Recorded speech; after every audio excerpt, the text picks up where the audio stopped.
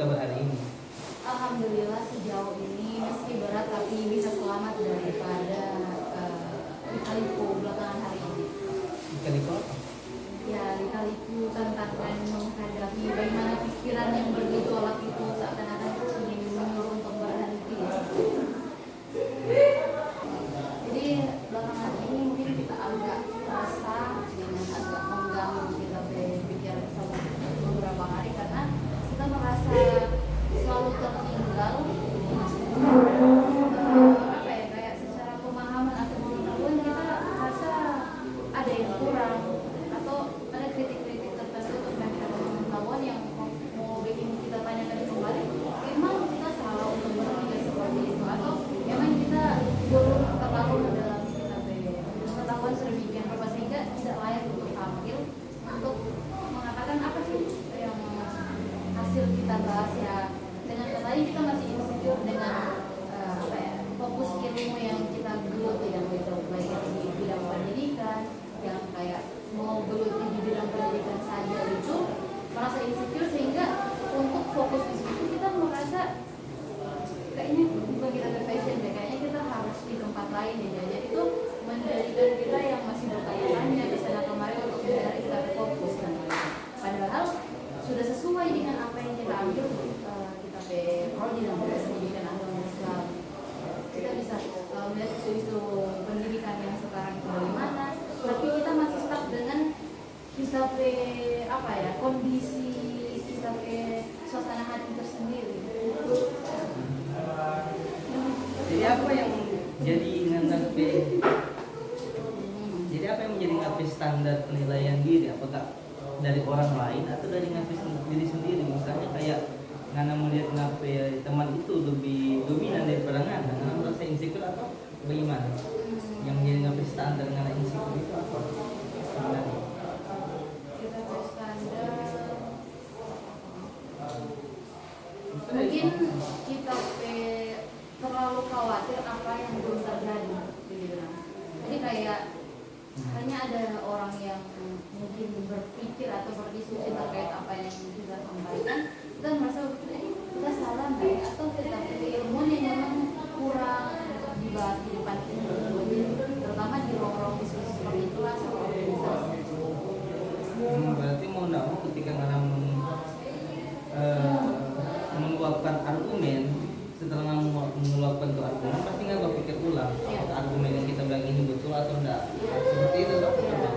Karena ada pengalaman ketakutan tersebut sehingga kita harus sebelum turun lapangan itu menjadikan kita harus belajar sampai yang memang berjam-jam sampai misalnya dari abis sholat isya terus kita mungkin sampai jam 2 subuh atau jam 3 subuh sehingga kalau misalnya mulai itu kita kelopak mata langsung gelap sekali karena memang berangkat dari mungkin sedikit trauma dengan kejadian tersebut sehingga kita jadi optimis, jadi kayak kita motivasi untuk belajar kayak nuduh orang orang anggapan sih pasti di sisi lain kita akan bertumbuh tapi bakal tidak sehat ketika kita berlebihan dalam belajar yang kita tahu kita sadar tapi bagaimana kita bicara ini dan untuk berhenti dari diri.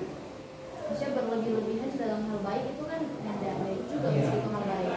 Kalau bagi saran yang Ngana buat pengapi diri itu apa kan? Supaya mengapi diri itu tidak berlebihan karena yang berlebihan itu walaupun dalam keadaan baik itu tetap tidak baik. Ya. Pertama karena kondisi yang kita rasa tidak ada yang bisa membantu, tidak ada jalan keluar dan kita temukan itu dalam Al-Quran itu sendiri maksudnya berlebih-lebihan itu tidak baik meski dalam hal kebaikan. Dari situ kita mulai sadar dan membuat evaluasi apakah kita terlalu begini itu berdampak pada kita kesehatan, berdampak pada kita mental, berdampak pada kita pola hidup dan lain sebagainya dan kita realize bahwasanya memang ada dampak negatif di situ dan kita mulai memanage kembali apa-apa yang harus kita prioritaskan dalam belajar, kemudian apa-apa hal-hal yang harus kita dengar berupa saran atau kritik dari orang lain yang tidak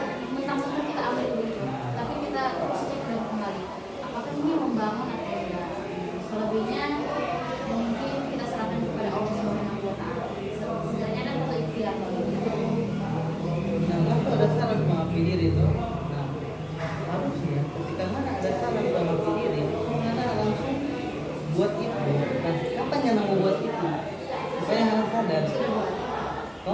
kemajuan. Alhamdulillah. Apa kemajuannya nggak? Lebih seperti yang anda lihat, kita soal tampil percaya diri dengan mungkin sedikit dari pengetahuan yang bisa kita dapati tanpa mungkin merasa sombong di orang lain, karena ada kejadian yang memberikan kita makna atau pembelajaran bahwasanya di atas langit tidak langit, dan itu kita tidak jadikan lagi sebagai hal negatif atau positif, dan itu membuat kita menjadi mundur, dan kita gunakan kita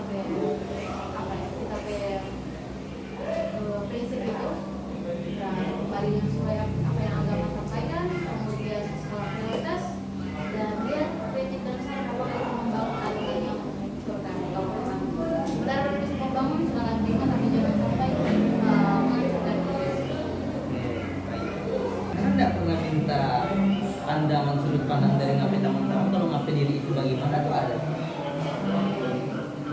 Pertama kita selalu minta pandangan atau feedback itu dari satu orang tua terlebih dahulu, tempat ternyaman dan tempat yang kita percayai bahwasanya memang untuk di ranah itu pemberian kritik dan saran sesuai dengan saya berlandaskan kasih sayang.